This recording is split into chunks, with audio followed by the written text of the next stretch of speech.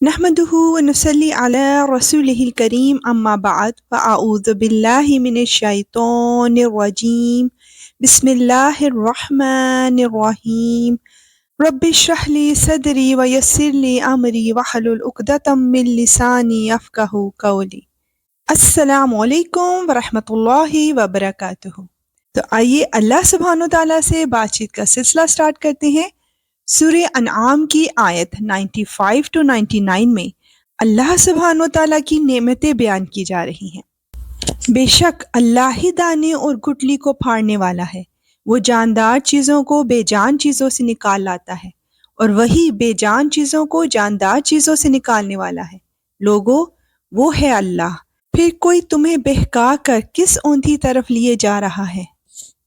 وہی ہے جس کے حکم سے صبح کو پو پھٹتی ہے، اور اسی نے رات کو سکون کا وقت بنایا ہے، اور سورج اور چاند کو ایک حساب کا پابند۔ یہ سب کچھ اس ذات کی منصوبہ بندی ہے جس کا اقتدار بھی کامل ہے، علم بھی کامل، بے شک یا رب العالمین۔ اور اسی نے تمہارے لیے ستارے بنائے ہیں تاکہ تم ان کے ذریعے خشکی اور سمندر کی تاریکیوں میں راستے معلوم کر سکو۔ ہم نے ساری نشانیاں ایک ایک کر کے کھول دی ہیں مگر ان لوگوں کے لیے جو علم سے کام لیں۔ وہی ہے جس نے تم سب کو ایک جان سے پیدا کیا، پھر ہر شخص کا ایک مستقر ہے اور ایک امانت رکھنے کی جگہ۔ ہم نے ساری نشانیاں ایک ایک کر کے کھول دی ہیں مگر ان لوگوں کے لیے جو سمجھ سے کام لیں۔ اور اللہ وہی ہے جس نے تمہارے لیے آسمان سے پانی برسایا، پھر ہم نے اس کے ذریعے ہر قسم کی کونپلیں اگائیں۔ ان کونپلوں سے ہم نے سبزیاں پیدا کیں جن سے ہم تہ بتہ دانے نکالتے ہیں، اور کھجور کے گابوں سے پھلوں کے وہ گچھے نکالتے ہیں جو پھل کے بوجھ سے جھکے جاتے ہیں، سبحان اللہ۔ اور ہم نے انگوروں کے باغ اگائے اور زیتون اور انار جو ایک دوسرے سے ملتے جلتے بھی ہیں اور ایک دوسرے سے مختلف بھی۔ جب یہ درخت پھل دیتے ہیں تو ان کے پھلوں اور ان کے پکنے کی کیفیت کو غور سے دیکھو۔ لوگو، ان سب چیزوں میں بڑی نشانیاں ہیں مگر ان لوگوں کے لیے جو ایمان لائیں۔ اللہ اکبر۔ یا اللہ، تو ہمیں اپنی نعمتوں کی حفاظت کرنے والا بنا۔ آئیے دیکھتے ہیں کہ آیت 100 to 103 میں کس طرح توحید کا بیان اور شرک کی نفی کی جا رہی ہے۔ اور لوگوں نے جنات کو اللہ کے ساتھ خدائی میں شریک قرار دے لیا، حالانکہ اللہ نے ہی ان کو پیدا کیا ہے، اور سمجھ بوجھ کے بغیر اس کے لیے بیٹے اور بیٹیاں تراش لیں، حالانکہ اللہ کے بارے میں جو باتیں یہ بناتے ہیں وہ ان سب سے پاک اور بالو برتر ہے۔ وہ تو آسمانوں اور زمین کا موجد ہے، اس کا کوئی بیٹا کہاں ہو سکتا ہے جبکہ اس کی کوئی بیوی نہیں۔ اسی نے ہر چیز پیدا کی ہے اور وہ ہر چیز کا پورا علم رکھتا ہے۔